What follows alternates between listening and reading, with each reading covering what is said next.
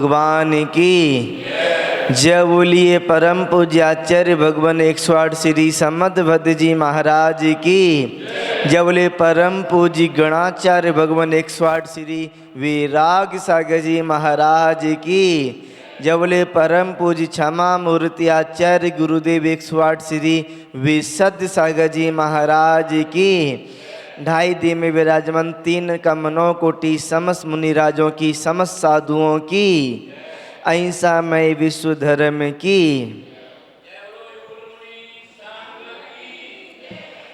अभी तक अपन अनर्थ दंड के बारे में समझ रहे थे और अपन लोगों ने 5 प्रकार के अनर्थ दंडों को समझ लिया था। कल समझा था कि अपन यदि फालतू में जमीन खोदते हैं या पानी बहाते हैं या फालतू में पानी का उपयोग करते हैं या ज़्यादा पानी का उपयोग करते हैं, अग्नि जलाते हैं। अग्नि यानी कि अपन यदि लाइट भी जलाते हैं ना तो उसमें भी अपने जीवों की हिंसा होती है। अग्नि कायिक जीवों की हिंसा होती है। लाइट जलाने में, दीपक जलाने में भी हिंसा होती है। अपन को जितनी ज़रूरत है, जितनी आवश्यकता है उतनी जलाएं और अन्यथा ना जलाएं। मुनि महाराज तो दीपक नहीं जला सकते क्योंकि उनका स्थावर हिंसा का भी त्याग होता है। उसके बाद में अपन यदि पवन हवा करते हैं, अपन हवा करते हैं या पंखा आदि चलाते हैं या कूलर आदि चलाते हैं, कूलर आदि का पंखा आदि का उपयोग करते हैं, उसमें भी हिंसा होती है। तो उसका भी कम से कम उपयोग करें और फालतू उपयोग ना करें। और वनस्पति छेदम यानी कि अपन फालतू में पत्तियाँ तोड़ते हैं, फूल तोड़ते हैं, घास तोड़ते हैं, घास पे चलते हैं। तो इस तरीके से अपन को परमाचर्या, फालतू में बिना मतलब में जो सूक्ष्म जीव हैं उनको भी नहीं मारना। वैसे घर में अपन खाना बनाते हैं, आदि आदि आरंभ के कार्य करते हैं, उसमें तो हिंसा होती है, वो मजबूरी है, उसमें अपन कुछ कर नहीं सकते। पर जिन चीज़ों में अपन कर सकते हैं उन चीज़ों में अपन बच जाएं। अब यहाँ पर देखेंगे कि 5 प्रकार के अनर्थ दंड को अपन ने देख लिया था। अब अनर्थ दंड में भी अतिचार होते हैं। अपन अतिचार यानी कि अपन इस तरीके के तो काम नहीं कर रहे पर उसके अलग तरीके से काम कर रहे हैं, तो भी अपन क्या कर रहे हैं, अपन यानी कि पाप कर्म का बंद कर रहे हैं। फालतू कामों को करके, फालतू की कुचेष्टाओं को करके, फालतू के वचनों को बोलकर अपन अब समझते हैं अनर्थ दंड के अतिचार कौन कौन से हैं। इन अतिचारों से भी बचना है। यदि अपन अतिचारों से नहीं बचते तो अपन को अनर्थ दंड का पाप लगता है। अब अतिचार पढ़ते हैं। श्लोक नंबर 81। कंदर्पम कौतिकुच्यम मोखरिमति प्रसादिनम पंच असमीक्षादिकरणम व्यतीत्योर अनर्थ दंड कितविरते। यहाँ पर आचार्य महाराज बतला रहे हैं कंदर्पम यानी कि हंसी मजाक करना। हंसी मजाक लोगों की आदत होती है, बात बात पर हंसी करना, बात बात पर मजाक करना। अति अपन फालतू में हंसी मजाक करते हैं ना, इन हंसी मजाक करने से भी कर्म का बंद हो जाता है। हंसी मजाक करने से भी बहुत सारे पापों का बंद हो जाता है और बहुत सारी हिंसा हो जाती है और बहुत सारे पाप हो जाते हैं। तो अपन को कोशिश करना है कि अपन हंसी मजाक ना करें। हंसी मजाक और जो संयमी है, जो संयमी है, जिसने संयम को धारण कर लिया है, जो ब्रह्मचारी है या अपना कह सकते हैं कि जो अपने छुल्लक जी महाराज हो गए, देश संयमी मुनि महाराज हो गए, माता जी हो गई, इनको तो बिल्कुल भी हंसी मजाक नहीं करना चाहिए। बाकी श्रावकों को भी कोशिश करना चाहिए कि कम से कम हम हंसी मजाक ना करें, हंसी मजाक ना करें। हंसी मजाक करने से फालतू में यानी कि अपना अनर्थ दंड का अतिचार लगेगा, और अनर्थ दंड का अतिचार लगेगा तो पाप कर्मों का भी बंद हो जाएगा। और उसके बाद में कौतकुच्यम, कौतकुच्यम हंसी मजाक भी करना और साथ में शरीर से कुचेष्टा करना। यदि कोई लंगड़ा के चलता है ना तो उसके सामने लंगड़ा के चलना, या किसी की नकल करना, हंसी मजाक करते हुए कुचेष्टा करते हुए अपनी यानी कि वचन से बोलते हुए कुचेष्टा भी करना, शरीर से भी चेष्टा करना उल्टी सीधी, किसी की नकल करना, किसी के यानी कि कोई अपना किसी तरीके से बोलता है, उसके यानी कि कोई तुतला के बोलता है तो सामने वाला भी तुतला के बोलना, बहुत सारे अपनी कुचेष्टा हो सकती है। मौखर्या, मौखर्य यानी कि व्यथा बोलना, कोई सुनने वाला हो या ना सुनने वाला हो, सामने वाले को सुनना है या नहीं सुनना है इससे मतलब नहीं है, अपन को तो बोले जाना है। कुछ कुछ लोग ऐसे होते हैं कि चालू तो हो जाते हैं पर बंद नहीं होते, बंद नहीं होते, तो अपन को कम बोलना है, अपन को कम बोलने की कोशिश करना है, ज़्यादा नहीं बोलना, और जितना हो सके उतना मौन रखने की कोशिश करना है। बोलने में भी जीवों की हिंसा होती है। अपन जब ज़्यादा बोलते हैं ना तो ज़्यादा बोलने में क्या होता है, अपन से झूठ बोल जाता है, और अपन से क्या होता है, अभिमान वाले शब्द भूल जाते हैं, अपन को अहंकार वाले शब्द भूल जाते हैं, और पता नहीं कैसे कैसे शब्द भूल जाते हैं। बाद में फिर पछतावा होता है कि मैंने ऐसा बोल दिया। इसलिए मौन धारण करना है, और बोलना पड़े तो कम बोलने की कोशिश करना है। इस चीज़ में अपन यदि देखें तो जितने भी अपने मुनि महाराज हैं, आचार्य महाराज हैं, तो उनमें आचार्य विद्यासागर जी महाराज हुए। अब तो उनके लिए ऐसा लगा सकते हैं हुए थे, अब तो नहीं है, हुए थे। हैं और थे में कितना अंतर आ गया कि कुछ ही समय में आचार्य विराग सागर जी थे और अब नहीं है, यानी कि आचार्य विराग सागर जी हैं और आचार्य विराग सागर जी थे। आचार्य विद्यासागर जी हैं और आचार्य विद्यासागर जी हुए थे।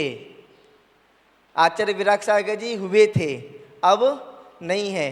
ठीक है, अपना जितना पुण्य था तो विद्यासागर जी महाराज जी का एक ऐसा यानी कि उनके देखने में आता था लोगों के कि उनके पास कोई कितना बड़े से बड़ा व्यक्ति क्यों ना पहुंच जाए, कितना भी बड़े से बड़ा क्यों नहीं पहुंच जाए, पर वो कभी भी अपने मुंह से नहीं बोलते थे। जितनी आवश्यकता पड़े यानी कि बिल्कुल नाप तोल कर एक अक्षर भी ज़्यादा ना भूल जाए, इतना कम बोलते थे, इतना कम बोलते थे। उनके साथ वाले तो कहते थे कि आचार्य श्री तो हमेशा मौन रहते हैं, कभी बोलते ही नहीं है। तो जितना अपन मौन रहेंगे उतनी अपनी वचन शक्ति सिद्ध होगी, और उतनी अपने जो वचन होंगे ना, अपन यदि मौन रखेंगे, मौन रखने के बाद में वचन की सिद्धि प्राप्त हो जाती है, और वचन की सिद्धि प्राप्त हो जाती है तो अपन जो बोल दें वो हो जाता है, सरस्वती विराजमान हो जाती है कंठ में, यदि अपन मौन व्रत को धारण करें तो। उसके बाद में अति पिसादिनम, अति पिसादनम यानी कि जो भोग की सामग्री है ना उसको अधिक मात्रा में रखते जाना, कोई लिमिटेशन नहीं, कोई यानी कि उसकी गणना नहीं। अपने पास यदि मान लो किरी में तेल है तो उसको भरपूर मात्रा में इकट्ठी कर लेना। अपने पास यानी कि गहने हैं, साड़ी हैं, जितनी भी भोग और उपभोगी की सामग्री है ना उसको भरपूर मात्रा में इकट्ठी करते चले जाना। अपने पास आवश्यकता पड़े तब भी, आवश्यकता ना पड़े तब भी सामग्री इकट्ठी करते जाना। जितनी ज़रूरत है उतनी सामग्री को रखो और ज़रूरत नहीं है तो उसको हटा दो। पंच पांच है, असमीक्षाधिकरणम, असमीक्ष अधिकरणम, यानी कि बिना सोचे समझे कार्य करना। कुछ लोग ऐसे होते हैं कार्य तो कर लेते हैं, सोचते समझते नहीं है, बाद में पछताना पड़ता है। तो बिना सोचे बिना समझे कार्य नहीं करना और मतलब कि हो वही काम करना, फालतू के काम नहीं करना। एक बार क्या हुआ, एक के घर पे शादी थी, एक के घर पे शादी थी, तो उसका पड़ोसी था, वो ज़्यादा यानी कि बोलने वाला था, ऐसे ही घूमने फिरने वाला था। वो पहुंचा, पूछा कैसे हो, बढ़िया, मेरे मतलब का मेरे लायक कोई काम हो तो बताओ। उसने कहा ऐसा करो तुम खाने की व्यवस्था संभालो। तो उसको क्या मिलेगा खाने की व्यवस्था संभालने में, दिन भर लगे रहो खाने में। तो अपना इसमें हिंसा भी होती है, शादी के कार्य में लग जाना। हाँ, जिनकी अपनी जिम्मेदारी है, जिनके लिए अपना कर्तव्य है, वो वाले काम तो अपन को करना है, वो अपनी मजबूरी है। अपन ने यदि अपने घर पे बच्चे हैं, उनकी शादी करना हमारा कर्तव्य है, और बच्चे नहीं है तो फालतू में लोगों की शादी कराना, लोगों की शादी कराना, उल्टे सीधे काम में लगे रहना, कभी किसी के मकान बनवाने लग जाना, कभी किसी को कुछ भी सलाह देते रहना कि कोई आया, अरे मुझे मकान बनवाना है, तुम ऐसा करो जहाँ से गिट्टी खरीदो, यहाँ से सरिये खरीदो, जहाँ पर ऐसा तुमको माल मिलेगा, वहाँ पर लेबर मिलेगी, वहाँ पर ये होगा, वहाँ पर ये होगा। आपने 2 घंटे तक तो उसको सलाह दे दी। अब आपको ये बताओ, आपने 2 घंटे तक उसको सलाह दी, आपको क्या मिला? आपने 2 घंटे तक सलाह दी, आपको क्या मिला? फालतू में 2 घंटे आपने बर्बाद कर दिए फालतू के काम में, और बल्कि आरंभ के कार्य में, पाप के कार्य में। और उसके बाद में मन में सोचने लगे कि वो मकान बनवा रहा है, उसने कहाँ से खरीदा, कितना खरीदा, कहाँ से पैसा जोड़ा, कहाँ से क्या किया। तो मन में सोचते चले जाना।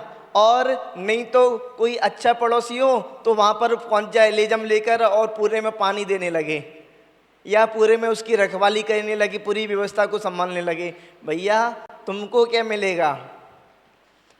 तुम यदि पाप कार्य में लगी हो, हिंसा कार्य में लगी हो, आरंभ कार्य में लगी हो, तो तुमको क्या मिल रहा है? तुमको तो केवल और केवल पाप कर्म का बंध हो रहा है। अपन को जो संसारी कार्य है ना, संसारी काम है, उनको कम से कम करने की कोशिश करना है, और बल्कि उनको सबको धीरे धीरे छोड़कर मोक्ष मार्ग की ओर बढ़ना है। आप लोगों को मोक्ष मार्ग की ओर बढ़ना है क्या नहीं बढ़ना? यदि नहीं बढ़ना तो संसार के काम में लगे रहो, और नहीं बढ़ना तो संसार के काम में लगे रहो। और आपको मोक्ष मार्ग की ओर बढ़ना है तो जो संसार के कार्य हैं, संसार की जो व्यवस्था है, हंसी मजाक है, संसार के ये सब चीज़ों से विरक्त हो जाओ। इन सब चीज़ों को छोड़ने की कोशिश करो। जितना जितना अपन छोड़ते जाएंगे उतना उतना अपन मोक्ष मार्ग में आगे बढ़ते जाएंगे। एकदम से कुछ नहीं होता, एकदम से कब सब कुछ नहीं छूटता, धीरे धीरे अपन छोड़ते चले जाएंगे तो एक समय ऐसा आ जाएगा कि संसारी कामों से आप विरक्त हो जाओगे। और आप सोचो एकदम मैं छोड़ूं, तो एकदम से नहीं छूटेगा। जिन लोगों ने गृहस्थी बसाई है, जिन लोगों ने यानी कि बच्चों को जन्म दिया है, उनसे तो बहुत मुश्किल में छूटता है। बाल ब्रह्मचारी हैं, उनसे तो एकदम छूट जाएगा, कोई बात नहीं, उन्होंने कौन सा संसार बसाया है। जब संसार बसाया नहीं है तो फिर संसार छोड़ने में भी ज़्यादा समय नहीं लगेगा। हाँ, जिन लोगों ने शादी आदि कर ली है, बच्चे आदि कर ली हैं, संसार बसा लिया है, परिवार बना लिया है, उनको दिक्कत आ सकती है। अब उनको दिक्कत आए तो वो क्या करें? धीरे धीरे सभी कामों से विरक्त होते जाएं। किसी की शादी नहीं कराना, किसी के मकान में नहीं बनवाना, किसी के कहते हैं किसी को फालतू की सलाह नहीं देना, किसी से हंसी मजाक नहीं कहना, किसी से ज़्यादा नहीं बोलना, किसी से ज़्यादा मतलब नहीं रखना। मतलब यानी कि जय जिनन तो सबसे करना और जय जिनन सबसे कहना, कबीरा खड़ा बाजार में सबकी मांगे खैर, ना काऊ से दोस्ती ना काऊ से बैर। यानी कि ना किसी से दोस्ती रखना है, ना किसी से बैर बनाना है, सबकी हालचाल पूछते जाना है। नहीं तो ऐसा हो जाएगा ना कि आपने यदि मान लो सामने खड़ा हुआ है, सामने कोई आपका परिचित खड़ा हुआ है, उससे जय जिनेंद भी नहीं कर रहे, तो फिर आपकी व्यावहारिकता समाप्त हो जाएगी। आप व्यावहारिकता तो रखना पड़ेगी आपको, क्योंकि आप संसार में रहते हो और हम भी संसार में रहते, तो हमको भी व्यावहारिकता रखना पड़ेगी। निश्चय और व्यवहार दोनों को लेके चलना पड़ेगा।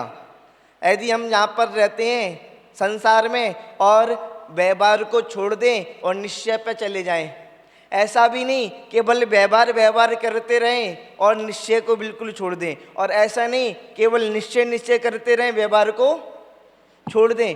दोनों को लेके चलना पड़ेगा। जब व्यवहार की आवश्यकता पड़े तब व्यवहार में चलना पड़ेगा, और जब निश्चय की आवश्यकता पड़े तब निश्चय में चलना पड़ेगा।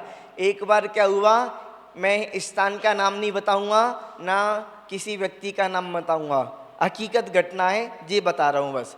एक बार क्या हुआ, एक महाराज जी एक स्थान से चले आ रहे थे, अकेले महाराज थे, कोई भी उनके साथ में नहीं था, श्रावक चलने वाला चले आ रहे थे। और वहाँ का एक व्यक्ति था ना, तो उसको सूचना मिली कि एक महाराज जी आपके दिगंबर मुनि महाराज हैं, अकेले चले आ रहे हैं। तो वो सोचने लगा और सीधे महाराज जी को लेने के लिए पहुंच गया। चलो महाराज जी के साथ में कोई नहीं है तो मैं महाराज जी के पास चले जाता हूँ।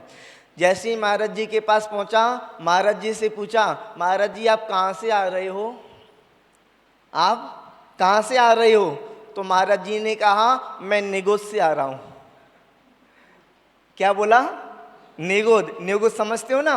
निगोद होता है यानी कि जहाँ पर बहुत सारे जीव रहते हैं, यानी कि नरक के नीचे भी एक स्थान होता है, उसको निगोद कहते हैं। यहाँ पर अनंत जीव रहते हैं और अनंत जीव एक एक करके एक एक जीव निकलता है निगोद से और पूरे संसार में भ्रमण करता रहता है। निगोद में एक इंद्रिय जीव होते हैं, अपने पास केवल स्पर्शन होता है, ना मुंह होता है, ना नाक होती है, ना कान होता है, ना आँख होती है, कुछ भी नहीं होता। और छोटी सी एक बिल्कुल एक पेन की नुकीली या एक अपनी सुई की नोक के बराबर का शरीर, उससे भी छोटा शरीर होता है।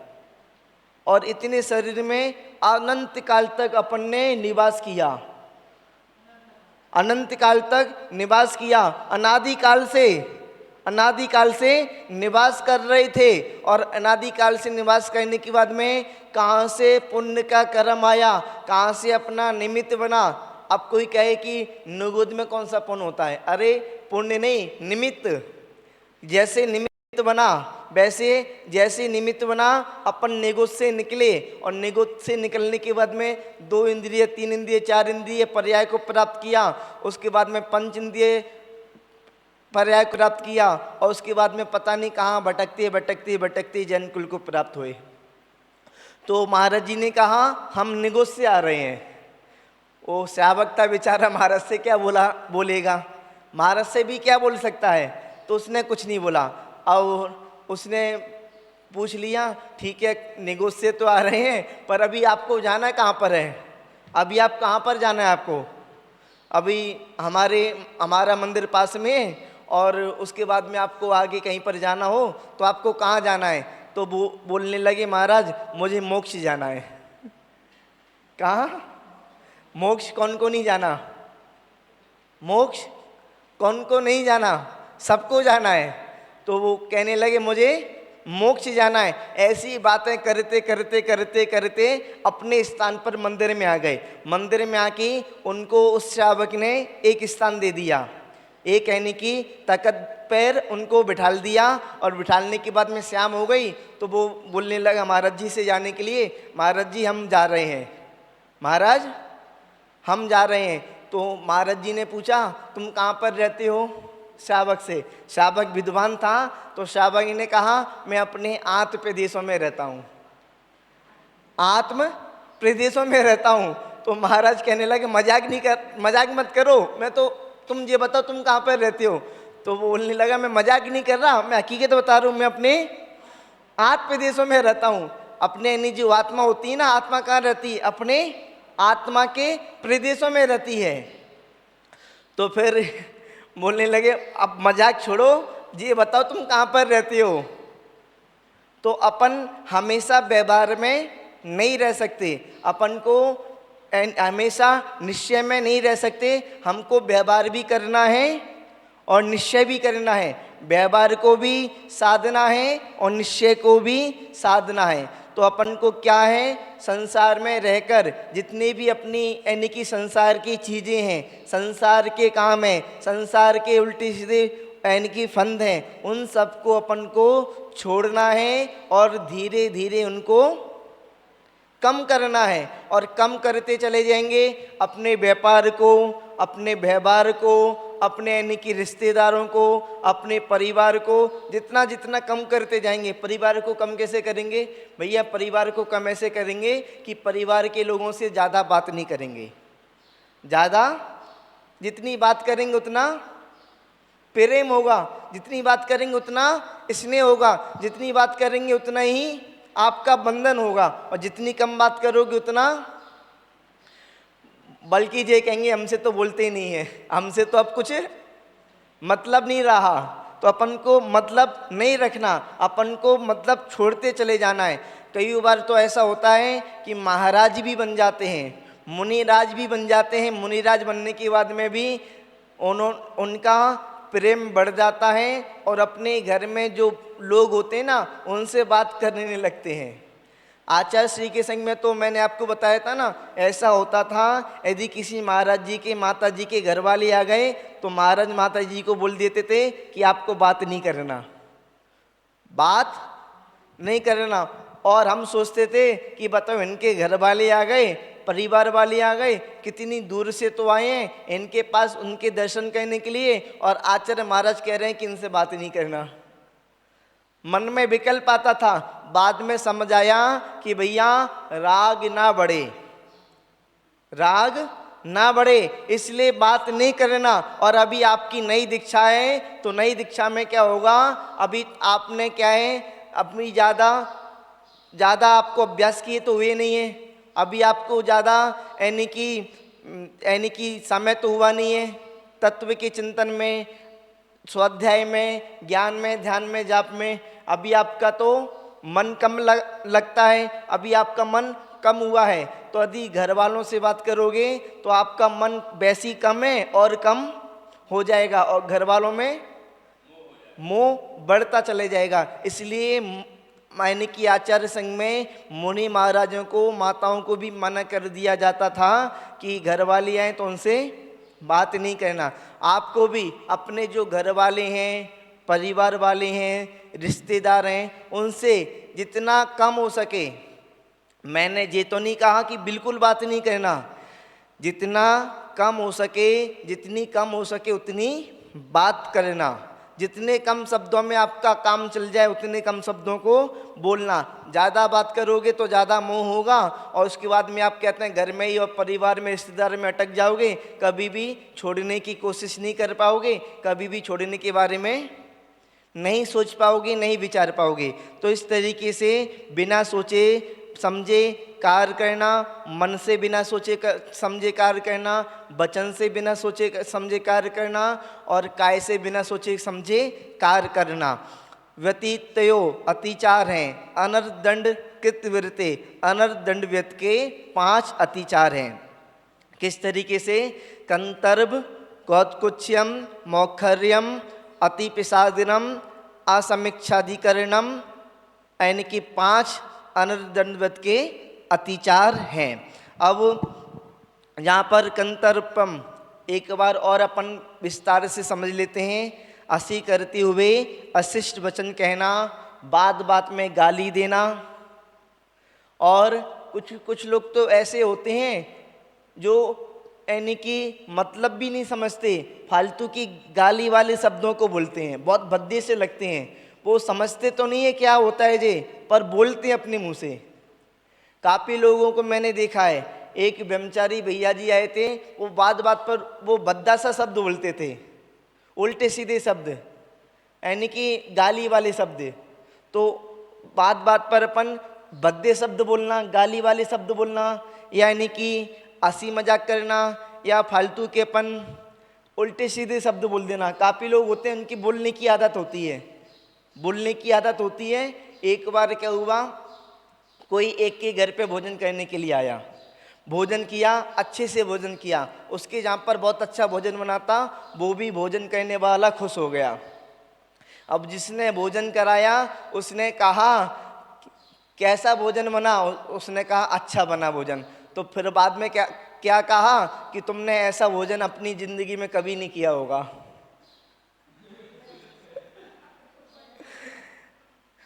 उसने जो भोजन किया वो भी भोजन पेट में नहीं हो पाया, उसको उल्टी हो गई पूरी। तो अपन बोले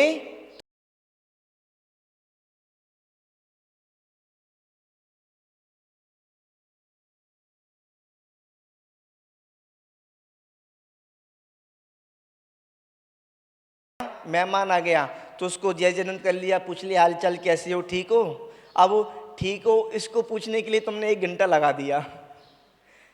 क्या पूछने के लिए? ठीक हो, इतना पूछने के लिए 1 घंटा लगा दिया। तो 1 घंटा लगाया तो आपका क्या हुआ? 1 घंटा गया, बर्बाद गया। और उसके बाद में गाली आदि यानी कि इन शब्दों को नहीं बोलना।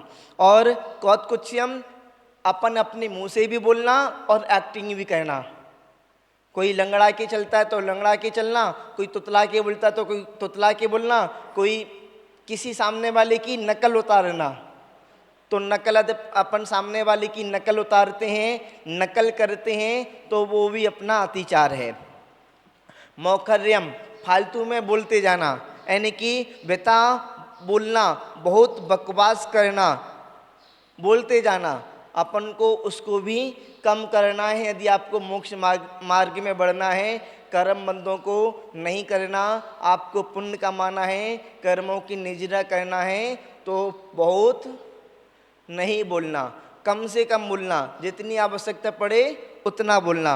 अति पिसादिनम अपने पास जितनी भी सामग्री है ना, घर में जितनी भी सामग्री है, यानी कि कुछ भी अपने पास सामग्री हो, ऐसा नहीं इकट्ठे करते जाना, इकट्ठी नहीं करना।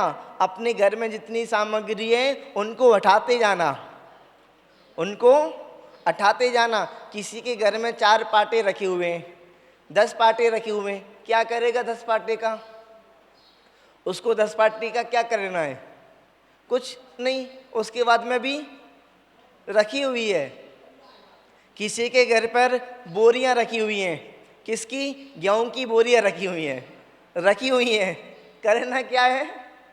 कुछ नहीं, पर रखी हुई हैं। मतलब घर के अंदर किसी के घर पर गिलास रखे हुए हैं फालतू के, किसी के घर पर कुछ भी रखा हुआ है, मतलब फालतू की जो सामग्री रखी हुई ना, तस्वीरें रखी हैं, 2-2 4-4 घड़ी पड़ी हुई हैं, उन सबको कम करने की कोशिश करना। आप कम करोगे, जो भी अपनी घर की सामग्री हैं, जितनी भी अपनी यानी कि भोग की सामग्री है, उन सब चीज़ों को कम करते जाना और घटाते जाना। इकट्ठी नहीं करना, उनको कम करते जाना और समाप्त कर देना। समाप्त कैसे होगी? जब आप कम करते जाओगे और आप जोड़ते जाओगे। तो कोई कोई लोग होते हैं, पहले के समय में होता था, आप आज के समय में तो नहीं होता, किसी के शादी के कार्ड आते हैं ना, इकट्ठे करते जाता है और लाइन लगा लेता है अपने घर में शादियों के कार्ड की। 10-10 साल 20-20 साल पुराने शादियों के कार्ड पड़े रहते हैं। और कहीं पर किसी की बोतल आती है ना, बोतल आती है या डिब्बी आते हैं, उनको ढेर लगाते जाता है, इकट्ठा कर लेता है। अरे क्या करेगा इसका? इनको इकट्ठा करके क्या करना? फालतू में इकट्ठे करते जाना। तो फालतू की चीज़ों को या भोग की सामग्री को कम से कम इकट्ठा करना। उसके बाद में असमीक्षाधिकरण, बिना मतलब के कार्य करना, मन के बिना मतलब के कार्य करना, मन से फालतू में कुछ भी सोचते रहना, वचन से कुछ भी बोलते रहना और काय से कुछ भी करते रहना, बिना मतलब के काम जिसमें अपना कोई प्रयोजन नहीं है, अपना कोई प्रयोजन नहीं है। पड़ोसी जा रहा था घूमने के लिए उदयपुर, आप भी साथ में चले गए, क्या करने के लिए कि पड़ोसी जा रहा है इसलिए मैं भी चलता हूं।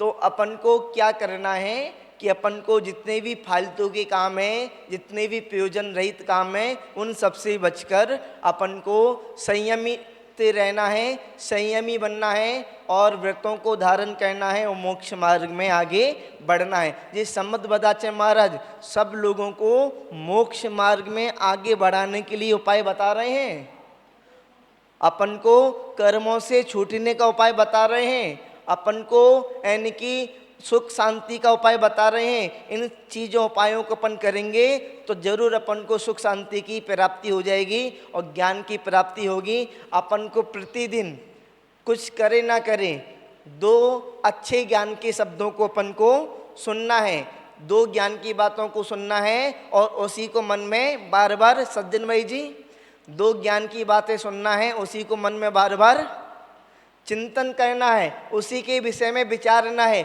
उसी को सोचना है। तो यदि आप ऐसा करोगे तो आप दिन भर 24 घंटे धर्म ध्यान में रहोगे। और आप यदि अड़ोसी पड़ोसी की जहाँ की वहाँ की बातों को सोचे कोई विचारों के बोलोगे तो हमेशा अशुभ ध्यान में रहोगे। अपन को अशुभ ध्यान से बचकर शुभ ध्यान में आना है, संसार से बचकर वैराग्य को धारण करना है और अपन को मिथ्या मार्ग को छोड़कर मोक्ष मार्ग को अपनाना है। इस तरीके से अपना अनर्दंडवत के 5 अतिचार हुए। अब आगे देखेंगे भोगोपभोग, यानी कि अपना आगे का भोगोपभोग का आएगा, यानी कि भोगोपभोग